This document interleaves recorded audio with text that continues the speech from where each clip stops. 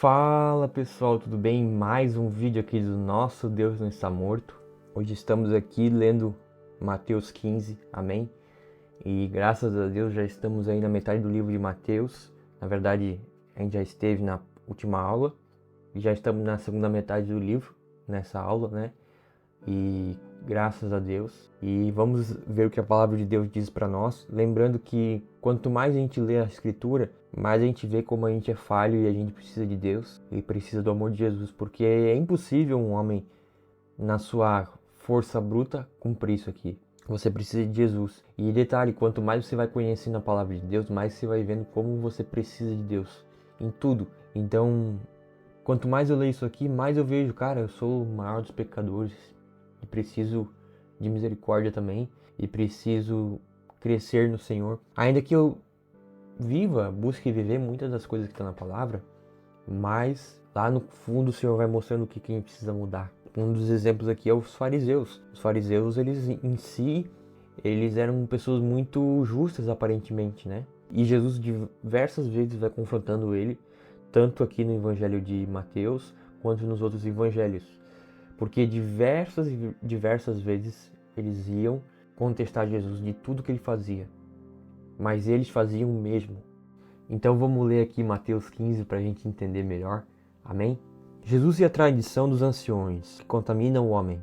Então vieram a Jerusalém, a Jesus, alguns fariseus e escribas e perguntaram: por que transgride os teus discípulos a tradição dos anciãos, pois não lavam as mãos quando comem? Ele, porém, lhe respondeu: por que transgredi-vos também o mandamento de Deus por causa da vossa tradição? Porque Deus ordenou: honra teu pai e tua mãe, e quem maldizer a seu pai ou a sua mãe seja punido de morte. Mas vós dizeis: se alguém disser a seu pai ou a sua mãe, é oferta ao Senhor aquilo que poderias aproveitar de mim, esse jamais honrará a seu pai ou a sua mãe. E assim invalidar-se a palavra de Deus por causa da vossa tradição. Essa parte aqui que eles estavam distorcendo de mandamento, de honrar pai e mãe, está lá em Êxodo 21, 17 e Levítico 20, versículo 9. Mas só para a gente entender até aqui, ó, um dos erros dos fariseus, deles aqui, dos escribas, dos fariseus, enfim, é que eles colocavam a tradição deles acima da Bíblia, acima das Escrituras, muitas vezes. Aquilo que eles achavam que era certo, eles colocavam acima daquilo que Deus tinha estabelecido. E aí Jesus, ele critica esse tipo de comportamento, não é verdade?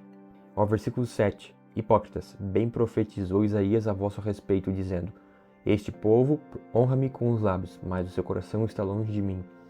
E em vão me adoram, ensinando doutrinas que são preceito de homens. E tendo convocado a multidão, lhe disse: ouvi e entendei. Não é o que entra pela boca que contamina o homem, mas o que sai da boca, isso sim contamina o homem. Então, aproximando-se dele, os discípulos disseram: sabei que os fariseus, ouvindo a tua palavra, se escandalizaram? Ele, porém, respondeu: toda planta que meu Pai Celestial não plantou será arrancada. Deixai-os, são cegos, guias de cegos. Ora, se um cego guiar outro cego, cairão ambos no barranco. Veja, aqui no versículo, até o versículo 6, aqui a gente vê que, e até o versículo 9, Jesus corrige os fariseus, corrige esse pessoal. Mais tarde, aqui no versículo 10 até o versículo 14, Jesus mostra que o que contamina o homem não é o que entra, mas é o que sai da sua boca. E a gente vê que isso aí é uma grande verdade, porque eles preocupavam-se muito com a questão externa. Os fariseus, o povo ali, eles estavam muito preocupados com as questões externas, né, com aquilo que eles mostravam para os outros que eles eram. Mas aqui a gente vê que Deus estava preocupado com o coração deles e com aquilo que saía do coração deles. E vê que no versículo 14 diz assim, ó: deixai-os, são cegos, guias de cegos. Ora, se um cego guiar outro cego, cairão ambos no buraco. Versículo 15. Então disse Pedro: explica-nos a parábola. Versículo 16. Jesus, porém, disse: também vós não entendeis ainda? Não compreendereis que tudo o que entra pela boca desce para o ventre e depois é lançado em lugar escuro? Mas o que sai da boca vem do coração, e é isso que contamina o homem. Ou seja, Jesus explicando isso aqui. Não é o que entra na boca, mas é o que sai da nossa boca. Porque do coração procede os maus desígnios, homicídios, adultérios, prostituição, furtos, falsos testemunhos, blasfêmias. São essas as coisas que contaminam o homem, mas comer sem lavar as mãos não o contamina. Por que eles estavam aqui questionando a questão de lavar as mãos? Porque na visão levítica, na visão do povo hebreu, principalmente porque eles tinham muito forte a questão de cuidar da higiene, né? A gente vê lá em Levítico que o livro de Levítico ele serve com esse propósito de higiene, né? Então Deus proibia eles de comer certos alimentos, de fazer certas coisas e tocar em certas coisas, porque isso contaminava as pessoas, porque não existia uma higiene muito grande, entendeu? Depois a gente vai ver que essas leis ritualísticas, elas acabam. A lei não foi abolida, mas aquilo ali se cumpriu em Cristo, na cruz, a partir da cruz de Cristo, a partir do momento que o Espírito Santo desce sobre toda a carne e as pessoas são cheias do Espírito Santo. Biblicamente, você vai vendo mais pra frente ali que você não precisa mais cumprir isso. Mas a gente vê que uma verdade muito grande, ó.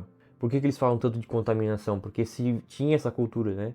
Ah, eu não vou comer isso, eu vou ter que lavar a mão certinho, fazer isso, porque isso contamina o homem. E Jesus está dizendo que não é isso. O que contamina o homem não é o que entra, mas é o que sai. Porque o que sai da boca, Jesus diz aqui, homicídios, adultérios, prostituição, furtos, falso testemunho e blasfêmias. Ou seja, é o que sai da boca de um homem que contamina. Então isso nos mostra algo que a gente deve ter cuidado para os dias atuais. Porque a palavra mostra aqui claramente que a gente tem que tomar cuidado com aquilo que sai da nossa boca. E isso é para mim, isso é para nós todos. Quando você toma cuidado com essas coisas, com aquilo que sai da sua boca, com aquilo que você fala a seu respeito e a respeito dos outros, Deus cuida mais de ti.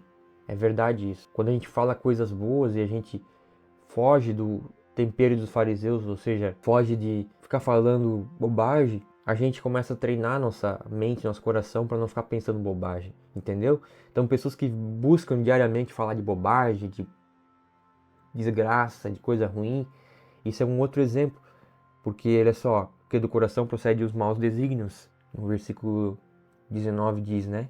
A mulher cananeia, versículo 21. Partindo Jesus dali, retirou-se para os lados de Tiro e Sidom. E eis que uma mulher cananeia que viera daquelas regiões clamava: Senhor, filho de Davi, tem compaixão de mim. Minha filha está horrivelmente endemoniada. Ele, porém, não lhe respondeu a palavra. E os seus discípulos aproximaram-se, rogaram-lhe: despede-a, porém, pois vem clamando atrás de nós. Mas Jesus respondeu: não fui enviado senão às ovelhas perdidas da casa de Israel. Ela, porém, veio e o adorou, dizendo: Senhor, socorre-me. Então ele, respondendo, disse: não é bom tomar o pão dos filhos e lançar aos cachorrinhos? Ela, contudo, replicou: sim, Senhor, porém os cachorrinhos comem das migalhas que caem da mesa dos seus donos. Então lhe disse Jesus: ó mulher, grande é a tua fé, faça contigo como queres. E desde aquele momento sua filha ficou sã. Note aqui uma coisa importante no versículo 24. Mas Jesus respondeu: não fui enviado senão às ovelhas perdidas da casa de Israel. Ou seja, Jesus foi enviado para o povo dele, o judeu. E ele pregou o evangelho para aquele povo. A missão principal, né? Claro que apareceram pessoas de outros lugares, apareceram como essa mulher aqui, que não era parte deles ali. Mas o foco de Jesus em todo o tempo foi primeiro pregar para os seus. Depois, quando lá para frente, a gente vai ver mais para frente na distribuição dos apóstolos e lá por Atos, lá para frente, a gente vai ver que daí sim, a gente tem o evangelho sendo pregado por pessoas como Paulo, que vão pregar o evangelho pro povo gentil também, entendeu? E olha só, Jesus volta para o mar da Galileia e cura muitos enfermos. 29. Partindo Jesus dali, foi para junto do mar da Galileia, e subindo ao monte, assentou-se ali, e vieram a ele muitas multidões, trazendo consigo coxos, aleijados, cegos, mudos e outros muitos, e os largaram junto aos pés de Jesus, e ele os curou. De modo que o povo se maravilhou ao ver que os mudos falavam, os aleijados recobravam a saúde, os coxos andavam e os cegos viam. Então glorificaram ao Deus de Israel. Então, aonde Jesus vinha, a luz de Cristo, ela curava, ela trazia alívio para as pessoas. Porque está escrito, né, que por suas pisaduras somos sarados. Lá em Isaías fala. Ou seja, e aonde Jesus vinha, ele curava. Ele era a cura para aquelas pessoas. Ele é alívio. Isso nos mostra que andar com Deus é leve. Andar com Jesus é leve. Jesus, ele não pede para nós coisas pesadas. mas Ele pede para nós coisas leves. E deixar, quando a gente conhece Jesus de fato, deixar as coisas velhas, não é um peso, mas é uma honra, porque Ele tem algo muito melhor para a gente. A segunda multiplicação de pães e peixes, 32 ao 39. E chamando Jesus os seus discípulos, disse: Tenho compaixão dessa gente, porque há 3 dias que permanece comigo e não tenho o que comer, e não quero despedi-la em jejum para que não desfaleça pelo caminho. Mas os discípulos lhe disseram: Onde haverá neste deserto tantos pães para fartar tão grande multidão? Perguntou-lhe Jesus: Quantos pães tendes? Responderam: 7 e alguns peixinhos. Então, tendo mandado o povo assentar-se no chão, tomou os 7 pães e os peixes, e dando graças, partiu e deu aos discípulos, e esses ao povo. Todos comeram e se fartaram, e de modo que sobejou, recolheram 7 cestos cheios. Ora, os que comeram eram 4.000 homens, além de mulheres e crianças. E tendo despedido as multidões, entrou Jesus no barco e foi para o território de Magadá. Veja, Jesus multiplica os pães e peixes, né? E peixe e pão na Bíblia tem um significado muito maravilhoso. Mas eu vou meter aqui ao significado do pão, porque o significado do pão é o próprio Jesus. Ele é o nosso alimento, ele é o nosso pão vivo que desceu do céu. E quando a gente pensa em pão e a gente pensa em peixe, a gente pensa em coisas comuns do povo judeu, e também isso é uma coisa que na história da igreja também se falava muito de pão e peixe, porque eram coisas comuns do dia a dia deles, entendeu? Então Jesus sempre, quando ele ia pregar, a gente vê claramente em todas as passagens de todos os livros que Jesus, ele era um cara simples. Jesus usava coisas do cotidiano para falar com aquelas pessoas, e se as pessoas tivessem sentido mais intimidade com Deus, elas teriam reconhecido a voz de Jesus e teriam crido nele. A verdade é que Jesus, assim como naquela época esteve entre eles dessa forma, hoje ele está na nossa vida, dentro da gente, falando ao nosso coração várias e várias coisas através da sua palavra. E basta nós abrirmos o nosso coração e se arrependermos do nosso pecado para crer nisso. Então isso aqui é para todos nós. Isso aqui eu me coloco, por isso que esse canal se chama Nosso Deus Não Está Morto, porque isso aqui é para todos nós. Jesus, ele veio como um servo humilde. Ele é Deus, mas ele veio como um servo humilde.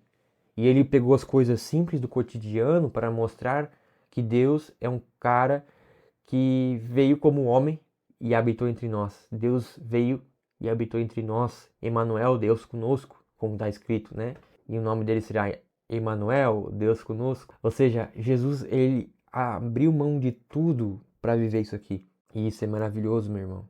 Isso é maravilhoso, minha irmã. Jesus abriu mão de tudo, de toda forma forte que ele tinha. Enfim, ele poderia ter acabado com o diabo, ele poderia ter acabado com tudo de uma vez. Ele acabou com ele nas cruz, mas ele poderia já ter feito o reino ali literal, já ter mandado os anjos, já teria acabado com tudo na terra e feito uma nova terra e tudo certo. Mas não, ele teve misericórdia de mim e de você. Mesmo a gente pecando, mesmo a gente às vezes errando contra Deus, ele teve misericórdia. Então eu tenho misericórdia das pessoas porque Deus teve misericórdia de mim também. E ele te convida a ter isso também. Amém? E eu quero orar por você para que a gente possa ter essa multiplicação de pão e peixe na nossa vida. O pão e peixe, né? A questão do pão, que como eu falei para você, que tem esse significado de multiplicar Cristo. Aqui a questão de Jesus ser aquele que cura muitos enfermos. A questão aqui, ó, de Jesus quebrar tradições humanas e focar nos mandamentos essenciais. Então Deus é esse cara maravilhoso que nos convida para isso, para esse lugar leve, para esse lugar de paz, entendeu? Para esse lugar onde nossos pecados são perdoados e nós somos livres, porque Ele nos fez livres. Amém? Então eu quero orar com você, Senhor Deus, obrigado pela vida dessa pessoa, Pai. Obrigado por tão grande obra que o Senhor fez hoje, através da leitura da Tua Palavra, Senhor Jesus. Pai, que nada nos afaste do Teu amor, Pai, mas que nós possamos reconhecer a grandeza de Deus em nossas vidas e Te adorar em espírito e em verdade, Pai. Porque Tu, Deus, é bom, Pai, e tudo aquilo que o Senhor fez é maravilhoso, Pai. Obrigado pela vida dessa pessoa.